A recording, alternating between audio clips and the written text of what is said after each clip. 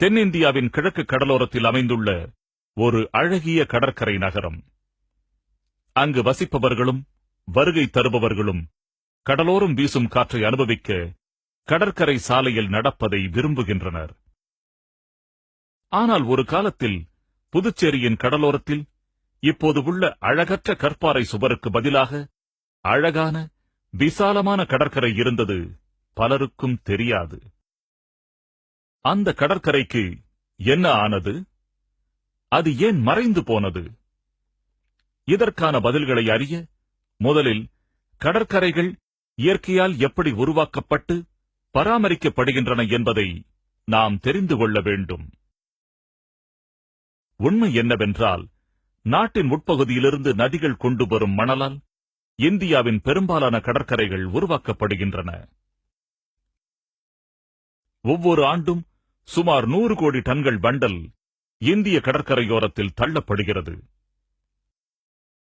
இதில் சுவாரஸ்யம் என்னவென்றால், கடற்கரையில் இருக்கும் மணல் அதே இடத்தில் இருந்து விடுவதில்லை. நமக்கு அது வெளிப்படையாக தெரிவதில்லை என்றாலும், கடற்கரை மணல் அலைகளாலும் கடல் நீரோட்டங்களாலும் தொடர்ந்து நகர்ந்து கொண்டேதான் இருக்கிறது. இந்த இயற்கையான மணல் நகர்வுக்கு லாங் ஷோர் டிரிஃப்ட் அல்லது மணல் பெயர்வு என்று பெயர். வருடத்தின் பெரும்பாலான நேரங்களில் இந்தியாவின் கிழக்கு கடற்கரை பகுதியில் வீசும் காற்று தென்கிழக்கிலிருந்து வீசி அலைகளை ஏற்படுத்துவதால் அவை மணலை வடக்கு நோக்கி நகர்த்திச் செல்லும். ஆண்டின் அடுத்த சில மாதங்களில் வடகிழக்கிலிருந்து காற்று அலைகளை நகர்த்துவதால் அது எதிர் திசைக்கு மாறி மணலை தெற்கு நோக்கி நகர்த்தும். அடிப்படை என்னவென்றால், கடற்கரை மணல் நிலையாக ஓரிடத்திலேயே இருப்பதில்லை. இந்த நகர்வை நாம் உணர்ந்து கொள்வதும் இல்லை. ஏனென்றால், இடம்பெயரும் மணலை நமது நதிகள் கடற்கரைக்கு கொண்டு வரும் மணல் ஈடுகட்டி விடுகிறது. இந்த லாங் ஷோர் டிரிஃப்டை தடை செய்யாத வரை இந்த மணல் கடலோரத்தில் ஒரு நதி போல தடையின்றி பாய்ந்து கொண்டே இருக்கும். புதுச்சேரியின் கடற்கரைகள் மறையத் தொடங்கியதன் காரணம், 1986ஆம் ஆண்டு நகரின் தெற்கு பகுதியில் ஒரு துறைமுகம் கட்டப்பட்டு இந்த இயற்கையான மணல் நகர்வு தடை செய்யப்பட்டதே. பெரும்பாலான செயற்கை துறைமுகங்களில் பெரும் அலைகளிலிருந்து படகுகளை பத்திரமாக நிறுத்தி வைக்க உதவும் பிரேக் வாட்டர்ஸ் எனப்படும் அலை தடுப்பு சுவர்கள் கட்டப்படுகின்றன. பிரச்சனை என்னவென்றால், கடலுக்குள் இதுபோன்ற நீண்ட அலை தடுப்பு சுவரை கட்டியது மணல் நகர்வை தடுத்துவிட்டது. இது தெற்கு பகுதியில் மணலை குவியச் செய்துவிட்டது. இந்த தடை காரணமாக துறைமுகத்தின் வடக்கு பகுதியில் மணல் தட்டுப்பாடு ஏற்பட்டது. வடக்கு பகுதியில் இருந்த மணலையும் மணல் பெயர்வு அடித்துக் கொண்டு போய்விட்டதாலும், ஈடுகட்ட புதிய மணல் வருவது தடை செய்யப்பட்டதாலும், துறைமுகத்தின் வடக்கு பகுதியில் நகரை நோக்கி மேலும் மேலும் கடலரிப்பு ஏற்பட்டுக் கொண்டிருந்தது. அதன் விளைவாக துறைமுகம் கட்டப்பட்ட 4 ஆண்டுகளுக்குள்ளாக புதுச்சேரியின் பெருமிதமாக விளங்கும் 4 கிலோமீட்டர் நீண்ட கடற்கரையானது முழுமையாக அழிந்து போய் அங்கு இந்த அவலட்சணமான கடற்சுவர் கட்டப்பட்டுவிட்டது. இதில் வருந்தக்கூடிய விஷயம், இந்த துறைமுகம் வடிவமைக்கப்பட்டபோது இப்படி கடலரிப்பு ஏற்படும் என்பது பொறியாளர்களுக்கு தெரியும் என்பதுதான். அவர்கள் இதற்கு அறிவுபூர்வ தீர்வாக அதை சாண்ட் பைபாஸ் அமைப்பின் மூலமாக நிவர்த்தி செய்ய சாதனங்களை பொருத்தினார்கள். சேறுவாரும் இயந்திரத்தின் மூலமாக தெற்கு பகுதியில் அதிகப்படியாக சேரும் மணலை வடக்கு பகுதிக்கு இறைத்து அதை புனரமைப்பதே இந்த வழி. துரதிருஷ்டவசமாக இந்த கடற்கரை புனரமைப்பு திட்டமானது செயலாக்கப்படாததால் துறைமுகத்தின் வடக்கு பகுதி தொடர்ந்து கடலரிப்பால் பாதிக்கப்பட்டது. பல ஆண்டுகளுக்குப் பிறகு, கடலரிப்பு மிகவும் கடுமையான பிறகுதான் இந்த சாண்ட் பைபாஸ் திட்டமானது செயல்படுத்தப்பட்டது. தெற்கு பகுதியிலிருந்து வடக்கு பகுதிக்கு மணலை செலுத்தியது வெற்றிகரமாக அமைந்ததால் துறைமுகத்தின் வடக்கு பகுதி கடற்கரை ஆச்சரியப்படத்தக்க வகையில் மறு உருவம் பெற்றது. ஆனால் காரணம் ஏதுமின்றி அந்த மணல் மாற்றும் நடைமுறை நிறுத்தப்பட்டது. ஆகவே மீண்டும் கடலரிப்பு ஏற்பட்டது. துறைமுகம் கட்டப்பட்டதிலிருந்து 10 கிலோமீட்டர் நீளமுள்ள தொன்மை வாய்ந்த கடற்கரை முழுமையாக அழிந்துவிட்டதுடன் புதுச்சேரியின் வடக்கிலுள்ள 30 கிலோமீட்டர் நீண்ட கடற்கரை பகுதி கடலரிப்பால் மிக கடுமையாக பாதிப்படைந்து விட்டது. மணற்பாங்கான இந்த கடற்கரைகள் அழிவது இங்குள்ள பரந்த இடத்தை நம்பியிருக்கும் மீனவர்கள் தங்கள் படகுகளை இழுத்து நிறுத்த முடியாமலும் வலைகளை உலர்த்த முடியாமலும் செய்துவிட்டது. ஆகவே அவர்களை சமாதானப்படுத்த குரோயன்ஸ் எனப்படும் தடுப்பு அரண்கள் கடலுக்குள் கட்டப்பட்டன. இந்த அரண்களை கட்டுவதன் பயன் மணல் பெயர்வு தடுக்கப்பட்டு ஒரு சிறு கடற்கரை பகுதியை உருவாக்குவதுதான். ஆனால் ஒரு தடுப்பு அரண் மூலமாக உருவாகும் ஒவ்வொரு சிறு கடற்கரைக்கும் பதிலாக மறுபுறத்தில் 3 அல்லது 4 மடங்கு கடலரிப்பு ஏற்படுவது தெளிவாகவே தெரிந்துவிட்டது. இந்த கடலரிப்பை மட்டுப்படுத்த மேலும் மேலும் தடுப்பு அரண்கள் கட்டப்பட்டாக வேண்டும். கடற்கரை ஒருபுறம் சிதைந்து கொண்டிருந்தாலும் கடற்சுவர்களையும் தடுப்பு அரண்களையும் கட்டுவதற்கு கணக்கற்ற பாறைகளை எடுக்க உள்நாட்டில் இருக்கும் மலைகள் தொடர்ந்து அழிக்கப்பட்டு வருகின்றன. இதில் வருத்தம் தரும் உண்மை என்னவென்றால் இந்த கட்டுமானங்கள் நிரந்தரமான தீர்வு அல்ல. அலைகளின் வீச்சால் சில மாதங்களிலோ அல்லது சில வருடங்களிலோ கடற்கரையில் அடுக்கப்பட்ட அந்த பாறைகள் மணலுக்குள் புதைந்து போய்விடுகின்றன. ஆகவே மேலும் அதிக பாறைகள் அந்த இடத்தில் குவிக்கப்படுகின்றன.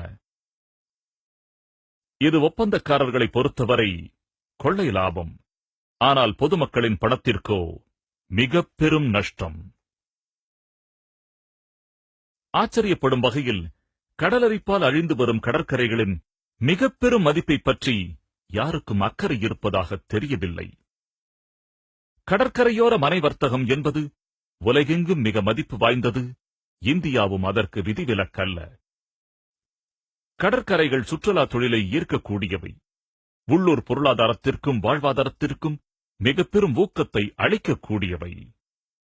கடற்கரையின் ஒவ்வொரு கிலோமீட்டரும் அரிக்கப்பட்டு வரும் நிலையில் இந்தியா தனது அதிக மதிப்புள்ள கடலோர மனை வர்த்தகத்தை இழந்து வருவதோடு கடற்கரை சுற்றுலா தொழில் மூலம் கிடைக்கும் எதிர்கால வருவாயையும் இழந்து வருகிறது. கடலரிப்புக்கு கடற்சுவர்களும் தடுப்பு அரண்களும் தீர்வுகள் அல்ல. ஏனென்றால் அவை இயற்கையாக நிகழும் மணல் ஓட்டங்களின் அமைப்புக்கு இடையூறு செய்வதோடு கடலரிப்பின் வேகத்தையும் அதிகப்படுத்துகின்றன. அவற்றால் பிரச்சனையை தீர்க்க முடியாது. பதிலாக அவை கடலரிப்பை கடற்கரையின் அடுத்த கோடிக்கு மாற்றிவிடுகின்றன. ஒருமுறை கல் அரண்களை கட்டத் தொடங்கிவிட்டால் அதை தொடர்ந்து கட்டிக்கொண்டே இருக்க வேண்டும். ஏனென்றால் பாறைகள் தொடர்ந்து மூழ்கிக் கொண்டே இருக்கும். இதை தொடர்வது அறிவீனம். ஆகவே கடலரிப்பை தூண்டிவிட்டு அதற்கு பிறகு கடற்சுவர்களையும் தடுப்பு அரண்களையும் கட்டுவதற்கு பதிலாக மிகுந்த அக்கறையுடன் கடற்கரைகளின் மேம்பாடுகளுக்கு நாம் திட்டமிட்டே ஆக வேண்டும். துறைமுகங்கள், மின் உற்பத்தி நிலையங்கள் போன்ற கடலோர கட்டுமானங்கள் கடலரிப்பை தூண்டிவிடக்கூடியவை. ஆகவே அவற்றில் எதை எந்த அளவுக்கு அனுமதிக்கலாம் என்பதற்கு கடுமையான வரைமுறைகள் இருக்க வேண்டும். எப்படி இருப்பினும் அச்சம் தரும் உண்மை என்னவென்றால் இந்திய கடலோரத்தில் 300 புதிய துறைமுகங்கள் கட்டப்படுவதாக திட்டமிடப்பட்டுள்ளது. இது உண்மையானால் ஒட்டுமொத்த கடலோரத்திலும் சராசரியாக 20 கிலோமீட்டருக்கு 1 என்ற வீதத்தில் அவை அமையும். இவற்றில் பெரும்பாலான துறைமுகங்கள் அவசியமற்றவை என்பதுடன் அவை இதுவரை கண்டிராத வகையில் மிகப்பெரிய அளவில் கடலரிப்பை தூண்டிவிடும். கடந்த கால அனுபவங்கள் ஒரு இடத்தில் கட்டவிழ்த்து விடப்படும் கடலரிப்பு அதே இடத்தில் நீடித்திருப்பதில்லை என்பதை காட்டுகிறது. இதற்கு உதாரணமாக கடலோரத்தில் மேற்கொண்டு மண்ணரிப்பு ஏற்படாமல் தடுக்க புதுச்சேரியால் கட்டப்பட்ட இந்த கடற்சுவர்களால் அந்த பிரச்சனை அண்டை மாநிலமான தமிழ்நாட்டுக்கு மாற்றப்பட்டு விட்டது.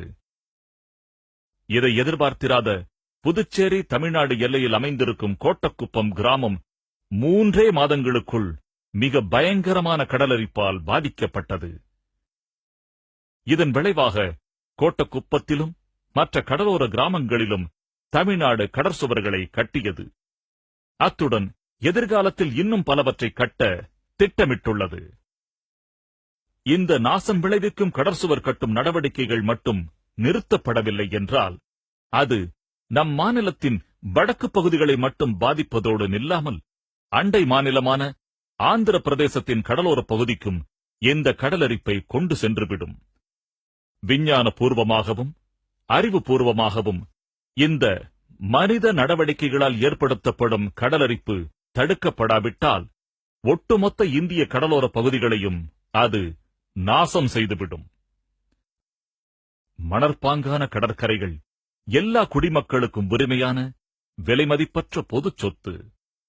தொழில் முறையில் மீனவர்களுக்கு கடற்கரை மிகவும் முக்கியமானது என்பதுடன் சராசரி மக்களான நமக்கு மிகவும் இயற்கை அழகுடன் விளங்கும் உல்லாச இடங்களாக இருக்கக்கூடிய கடற்கரைகள் மேலும் பல வழிகளிலும் பயனளிப்பவையாக உள்ளன. கடற்கரை மணல், கடலின் உப்பு தண்ணீரானது நிலத்தினுள் புகாது ஒரு வடிகட்டி போல செயல்படுவதால் கடலோர நன்னீர் படுகைகள் பாதுகாக்கப்படுகின்றன.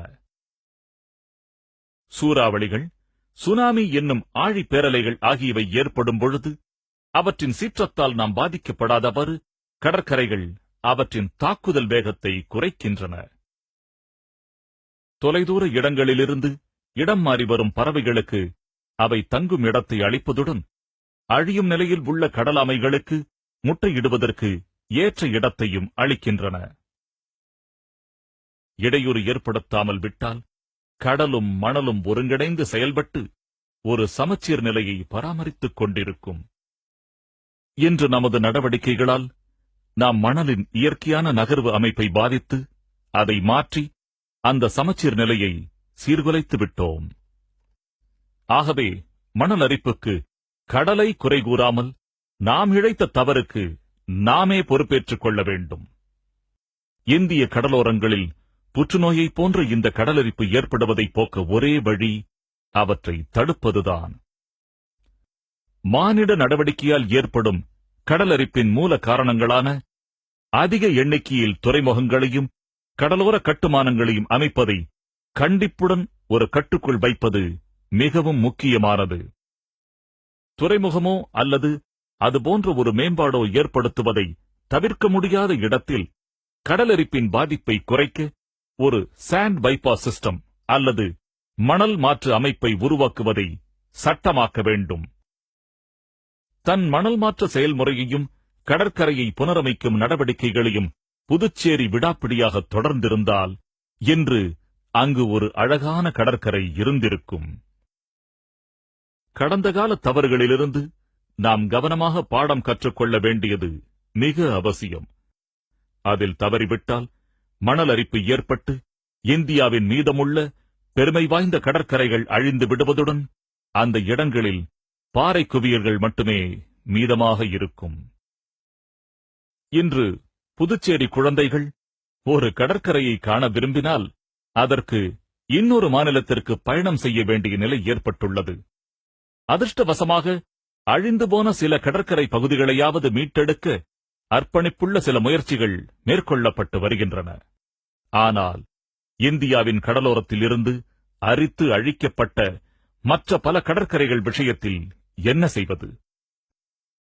அத்துடன் மனிதரால் அவசியமில்லாத வகையில் ஏற்படுத்தப்பட்ட கடலரிப்பால் உடனடி அபாயத்தில் உள்ள கடற்கரைகளுக்கு என்ன தீர்வு? இது இந்தியாவின் அழிந்து கொண்டிருக்கும் பல கடற்கரைகளை காப்பாற்ற மிகவும் அவசரமாகவும் ஒருங்கிணைந்தும் கொடுக்கப்படும் ஒரு எச்சரிக்கை குரல். இந்தியாவின் 40% கடலோர பகுதிகள் ஏற்கனவே கடலரிப்புக்கு ஆட்பட்டு விட்டதை ஆய்வுகள் காட்டுகின்றன. இதை தடுக்க ஒரே வழி அறிவுபூர்வமான வகையில் உருவாக்கும் கடலோர மேம்பாட்டு கொள்கைகளினாலும் நடவடிக்கைகளினாலும் கடலோரம் முழுவதும் உள்ள மணல் சுலபமாக தடையற்று நகர முடிவதை உறுதி செய்வதுதான்.